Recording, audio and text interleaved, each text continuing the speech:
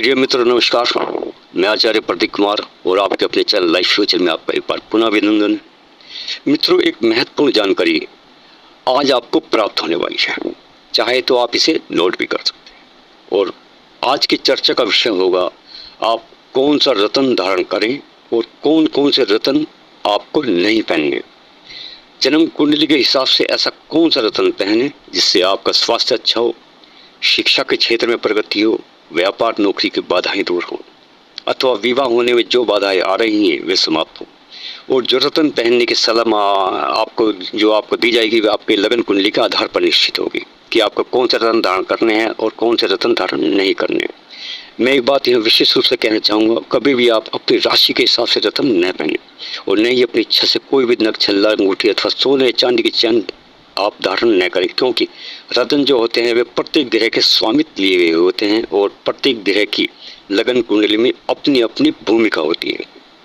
जो कुंडली के कारक ग्रह हैं, राजयोग कारक ग्रह हैं, वे आपको हमेशा लाभ देंगे, लेकिन जो अकारक ग्रह हैं वे सदा जीवन में नुकसान ही करेंगे और संघर्ष को बढ़ाएंगे। लगन कुंडली में कुछ ग्रह ऐसे होते हैं जो आपको बहुत कुछ देना चाहते हैं लेकिन कमजोर स्थिति में अस्त हैं या पीड़ित हैं, तब उनके रत्न जरूर धारण करने चाहिए जिससे कि उनकी पावर और बल में बढ़ोतरी हो सके। कुंडली के छठे, आठवें और 12वें भाव स्वामी के रत्न पहनने से आपको बचना चाहिए। लेकिन कभी कभी ऐसा भी होता है कि छठे, आठवें, 12वें भाव के स्वामी से विपरीत राजयोग भी बन जाते हैं। और विपरीत राजयोग बनाने वाले ग्रह कौन से हैं उसे पहचान कर भी आप रत्न धारण कर सकते हैं, क्योंकि जीवन में तेजी से जो सफलता विपरीत राजयोग कारक ग्रह दे सकता है वह सफलता सामान्य राजयोग कारक ग्रह नहीं दे सकता। और इसके विपरीत छठे, आठवें, 12वें भाव के स्वामी कोई भी विपरीत राजयोग न बना रहे हो तब ऐसी स्थिति में उनके रत्न नहीं धारण करने चाहिए। अब माना कि कुंडली का छठा भाव का स्वामी आपके लगन में बैठा है, तब छठे भाव स्वामी का रत्न पहनते ही वह आपका स्वास्थ्य पीड़ित कर देगा, आपके ऊपर कर्ज बढ़ा सकता है, विरोधियों से परेशानी दे सकता है, क्योंकि छठा भाव रोग, कर्ज और विरोधियों का भी है। इसके अतिरिक्त छठे भाव का स्वामी आपको रोग, कर्ज, झंझटों में फंसा रहा हो तो उसका रत्न न पहनकर दूसरे ज्योतिषी उपाय से उसे ठीक किया जा सकता है। मैं आपसे निवेदन करना चाहूँगा, जब भी आप रत्न धारण करें किसी अच्छे ज्योतिषी विद्वान से सलाह लेकर ही रत्न धारण करें। कुंडली विश्लेषण के बाद ही रत्न वगैरह आप पहन सकते हैं। अपनी इच्छा से पहना हुआ रत्न आपको किसी विवाद में डाल सकता है, दुर्घटना दे सकता है, जीवन में संघर्ष बढ़ा सकता है। और आज जो भी जानकारी मैं आपको दूंगा वह आपकी लगन कुंडली पर आधारित हो, जिससे कि आपको सही और सटीक जानकारी मिल सके और प्रगति के पथ पर जो भी बाधाएं आपके जीवन में आ रही हैं, चल रही हैं, उससे आप बाहर निकल सके। तो चलिए मित्रों, देरी न करके शुरू करते हैं। सबसे पहले लेते हैं हम मेष लगन की कुंडली को। आप स्क्रीन पर देख सकते हैं मेष लगन में मंगल, सूर्य और बृहस्पति और साथ ही शनि भी कारक ग्रह हैं। मंगल जो आपका लगन का स्वामी है, आपकी बॉडी का, आपके शरीर का लोड बनता है। अगर आपको हेल्थ की प्रॉब्लम है तो आप मूंगा रत्न पहन सकते हैं। सूर्य आपके पंचम भाव का स्वामी है और पंचम भाव आपकी एजुकेशन का है, आपकी शिक्षा का है, आपकी बुद्धि का है, आपकी सोच समझ, आपकी इन सभी पे पंचम भाव का स्वामी नियंत्रण रखता है। साथ ही संतान भाव का स्वामी भी सूर्य आपका बनता है। अगर आपको जीवन में संतान से संबंधित परेशानी चल रही है अथवा पढ़ाई में आपका मन नहीं लगता, एजुकेशन फील्ड में भी आप पीछे हैं, तब आप माणिक रत्न जो सूर्य का रत्न होता है आप उसे धारण कर सकते हैं। दूसरी बात, अगर आपको मेहनत करने के बाद भी भाग्य का साथ नहीं मिलता तो आप समझ लेना कि कहीं ना कहीं आपका भाग्य का स्वामी बृहस्पति पीड़ित है, कमजोर स्थिति में है, तब आप उसका रत्न पुखराज धारण कर सकते हैं। अगर आपको किए गए कार्यों का पूर्ण फल प्राप्त नहीं होता है, कार्य आपके डिले होते जाते हैं, तो इसका मतलब है आपका कार्य क्षेत्र का लॉर्ड शनि कहीं ना कहीं कमजोर स्थिति में है। और शनि की मजबूत स्थिति बनाने के लिए आप शनि का रत्न नीलम धारण कर सकते हैं। लेकिन यहाँ मेष लगन में एक बात का विशेष ध्यान रखें, अगर आपने पहले से ही मूंगा, माणिक्य या पुखराज धारण कर रखा है तब इन तीनों में किसी के साथ भी नीलम न पहने, क्योंकि शनि मंगल सूर्य गुरु से चतुर्थ रखता है। हालांकि देवगुरु बृहस्पति से ज़्यादा नहीं रखता, लेकिन सूरज मंगल से तो रखता ही है। इसलिए आप एक साथ सूर्य का माणिक्य, मंगल का मूंगा और बृहस्पति का पुखराज एक साथ धारण कर सकते हैं, लेकिन नीलम नहीं कर सकते। अगर आप धारण करना ही चाहते हैं तो केवल शनि का रत्न नीलम ही धारण करें। और सूर्य मंगल गुरु शनि, इनमें से जिस भी ग्रह की स्थिति अधिक कमजोर हो तो सबसे पहले उसका रत्न धारण करें। तो बात करते हैं वृक्ष लगन वालों की। वृक्ष लगन में सबसे पहले आपके स्वामी शुक्र बनते हैं और शुक्र का रत्न हीरा है। और क्योंकि शुक्र आपके शरीर का, आपके हेल्थ का स्वामी है, और अगर आपको हेल्थ की प्रॉब्लम है तब आप हीरा धारण कर सकते हैं। और बुध आपकी एजुकेशन, आपके संतान भाव का स्वामी है। और कुंडली में बुध ग्रह कमजोर स्थिति में है तब आप पन्ना रत्न धारण कर सकते हैं, जिससे आपकी संतान पक्ष मजबूत हो, उनसे जुड़ी समस्याएं समाप्त हो। दूसरी ओर पढ़ाई लिखाई के क्षेत्र में सफलता प्राप्त हो। तीसरी बात, आपका भाग्य साथ नहीं देता, कार्य क्षेत्र में मेहनत के बाद भी सफलता नहीं मिलती, तब आपकी लगन कुंडली भाग्य और कार्य क्षेत्र स्वामी शनि कमजोर स्थिति में है। उनकी मजबूती के लिए आप नीलम पहन सकते हैं। चलिए आगे बढ़ते हैं, बात करेंगे मिथुन लगन वालों की। मिथुन लगन में हेल्थ का स्वामी बुध, संतान एजुकेशन स्वामी शुक्र और भाग्य स्वामी शनि, इन तीनों भाव के स्वामियों में से जो भी कमजोर स्थिति में है आप उसका रत्न पहन सकते हैं। हेल्थ की प्रॉब्लम के लिए पन्ना रत्न, संतान और शिक्षा के लिए हीरा रत्न और भाग्य बल बढ़ाने के लिए आप नीलम पहन सकते हैं। वैसे इन महंगे रत्नों के उपरत्न भी हैं, जिसकी जानकारी मैं इसी वीडियो में दूंगा। चलिए अब कर्क लगन वालों को ले लेते हैं। कर्क लगन में आपकी बॉडी, आपके शरीर का आपके हेल्थ का जो स्वामी बनता है वह चंद्रमा बनता है। अगर आपको हेल्थ की प्रॉब्लम है, कोई स्वास्थ्य कष्ट बना रहता है, तब आप चांदी में मोती धारण कर सकते हैं।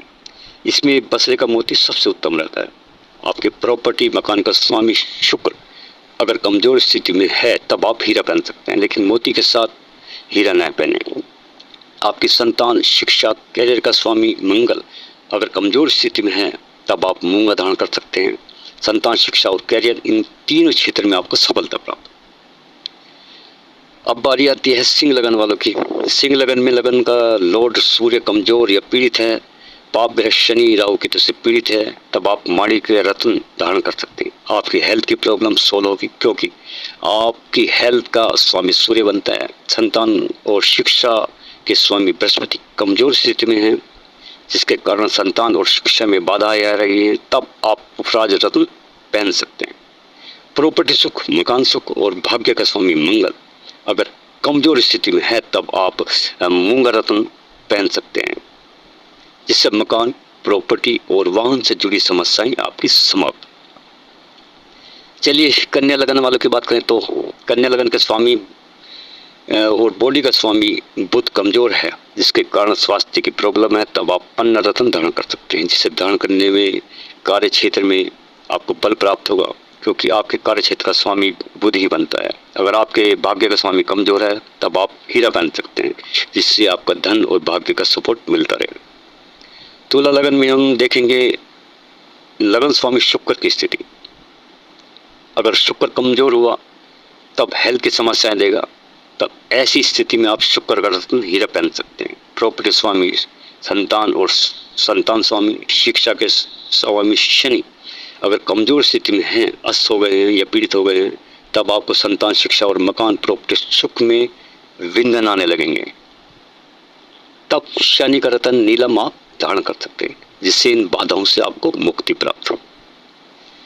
चलिए वृश्चिक लगन में देख लेते हैं किसको क्या पहनना है। वृश्चिक लगन में स्वास्थ्य लाभ के लिए मूंगा पहन सकते हैं। संतान, शिक्षा के स्वामी बृहस्पति कमजोर स्थिति में हैं तो पुखराज पहन सकते हैं। व्यापार, नौकरी में आने वाली समस्या दूर करने के लिए माणिक्य धारण कर सकते हैं। अगर कैरियर स्वामी सूर्य कमजोर स्थिति में है तो। धनु लगन वालों की बात करें तो लगन के स्वामी गुरु बनते हैं और चौथे भाव स्वामी भी देवगुरु बृहस्पति हैं। अगर ये कमजोर हैं तो हेल्थ की प्रॉब्लम खड़ी कर दे।